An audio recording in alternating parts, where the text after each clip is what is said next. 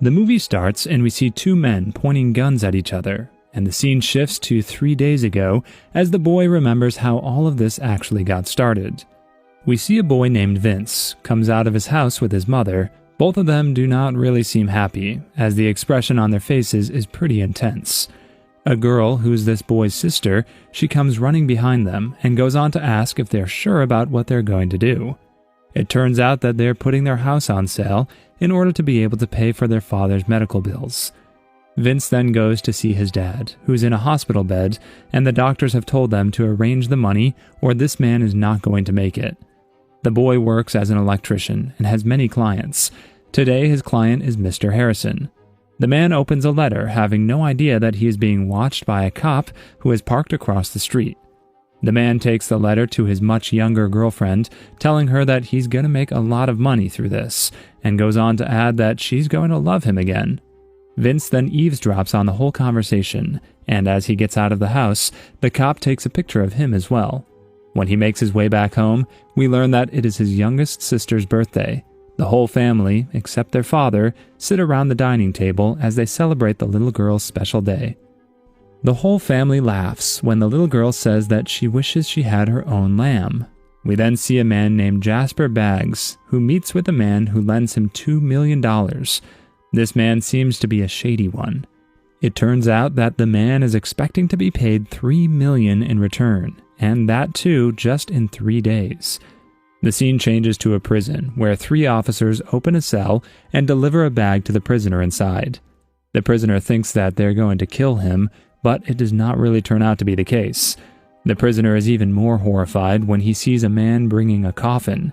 He's now sure that they're going to kill him, but those officers just pick him up and put the prisoner in the coffin.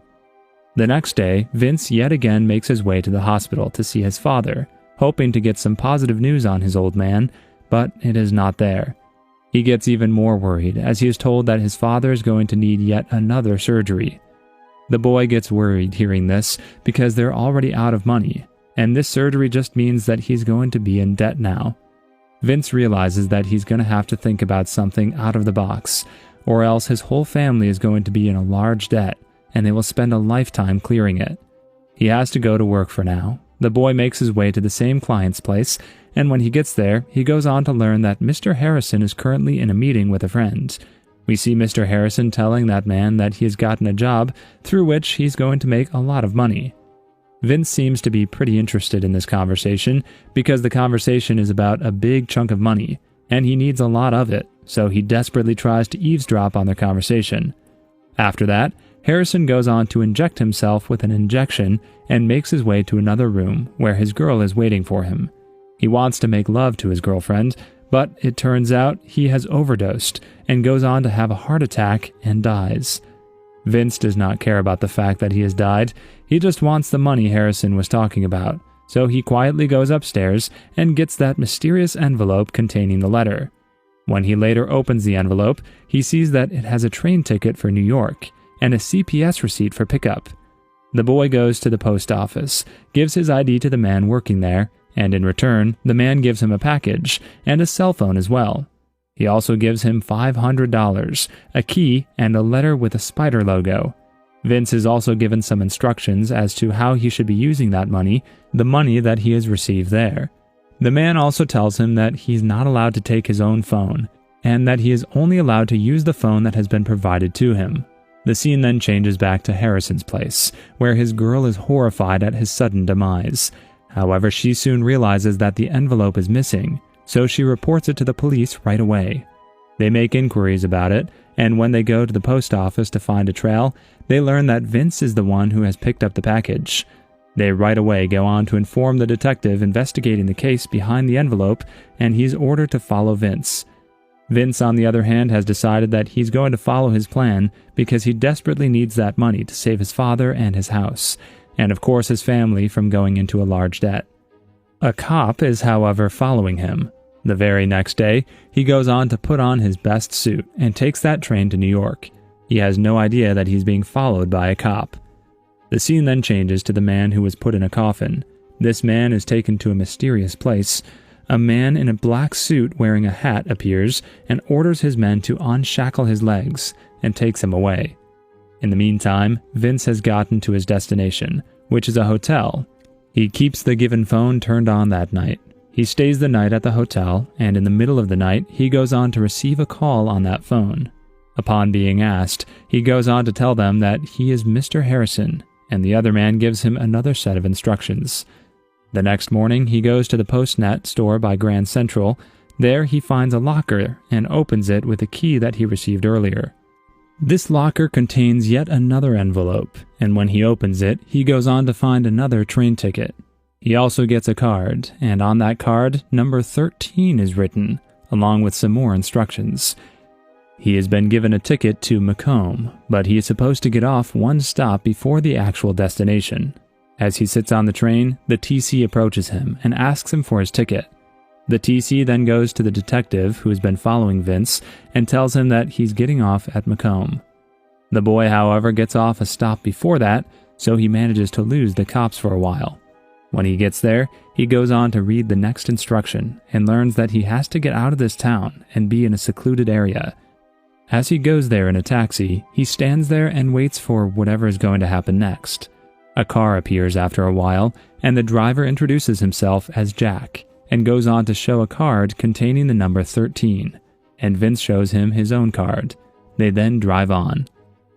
The police officer who has been following Vince also gets there with the cabbie, but he is too late. Vince is already gone with Jack. Marlene, the police officer, is annoyed because he now has no clue where to follow Vince. Vince, in the meantime, is driven to the middle of the forest, where we see a shack. He's received by 2 other men who give him new clothes to wear and inspect his old ones too.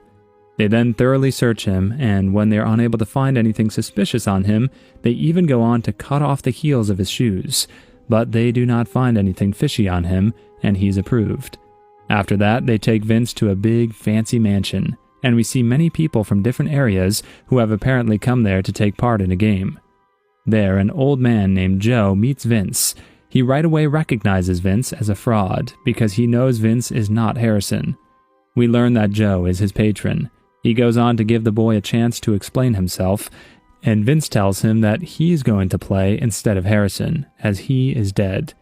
Joe does not want to get in trouble with the other patrons, so he has no choice but to allow the boy to be a part of the game. Vince then goes downstairs, where a lot of big bets are going on, and the amount put in every bet is big. We then see there, it seems like he's not new to this place or these games, and he goes on to bet on the participant he patrons. The participant's name is number 6. Joe bets with Vince, the number 13. Vince is then given a gun that is a Russian roulette, and he must stand in a circle with other guys wearing black t-shirts. Everyone is given just 1 bullet, and after they roll their barrels, they have to point their gun at the person in front of them, and the person behind them has to point his gun at the one standing in front. Vince had no idea that he was going to participate in a deadly game like this, and he is really nervous. He does not even know how to load his gun, so Jack helps him with that. We see a bulb with a spider on it, and when that bulb lights up, this is the cue for the participants to shoot. The game begins, and all the people look at the bulb with nervous faces, as they could die at any moment. The bulb finally lights up, and with multiple gunshots, some men are seen dropping to the floor. Some of them are injured, while some die on the spot. Everyone is, however, shocked when they see that Vince has not shot still. It turns out he has gone cold feet. So, a security person comes to him and yells at him, making it abundantly clear that he has to shoot. An old man comes to him and tells him that if he refuses to shoot, he is a dead man. He finally goes on to shoot, but it is not a good shot, and the man in front of him survives, which is actually a sigh of relief for Vince, because he does not want to kill anyone. After Vince shoots, round 1 is finally over, and Joe is pissed at Vince. He tells him to be a man if he wants to survive in this game. He then takes bets from the people whose patrons have died. We then see Patrick Jefferson talking to his patron and begs him to get out of there. He even goes on to offer to pay him 50 times more than he's getting paid there. Patrick is number 17, and he's the same man who was put in a coffin and shipped to this place.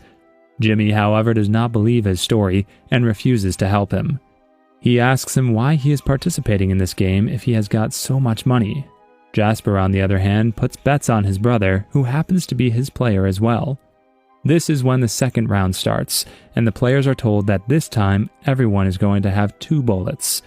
Again, half of the circle dies, but Vince still stands tall because he was lucky, as the man behind him did not even get the chance to shoot.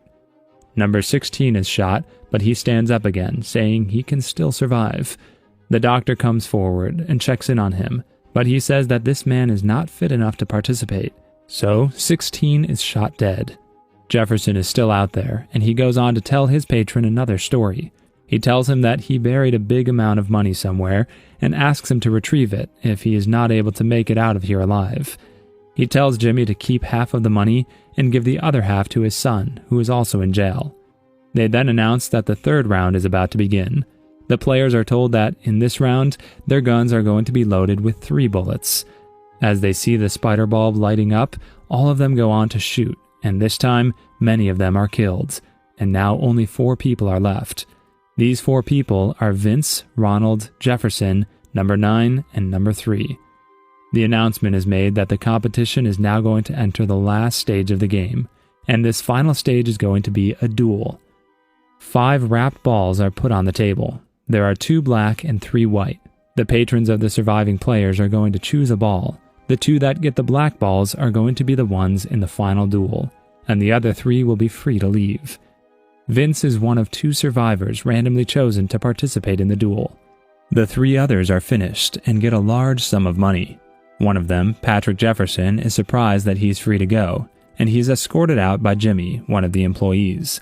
Jimmy then tries to kill Jefferson, attempting to steal a map Jefferson has, leading to money he has stashed from a robbery. Another employee catches Jimmy in the act and demands that he stop, insisting that nobody is allowed to harm the surviving players. Jefferson collects his belongings and leaves. Against the odds, Vince wins the duel and gets $1,850,000. He also learns that his opponent won his last 3 duels. He collects his winnings and sneaks away from the mansion, arriving at a train station. When he spots police closing in on him, he stashes his winnings in a garbage can. After being interrogated by the police, he retrieves the money and sends it to his family via registered mail and buys a toy for his sister's birthday. However, on the way home, he is shot by Jasper, partly in revenge for Vince having killed Ronald, and partly to steal the money, as he thinks Vince still has the money with him. Jasper escapes with the money bag, not knowing that it only contains the toy. And with that, the movie comes to an end.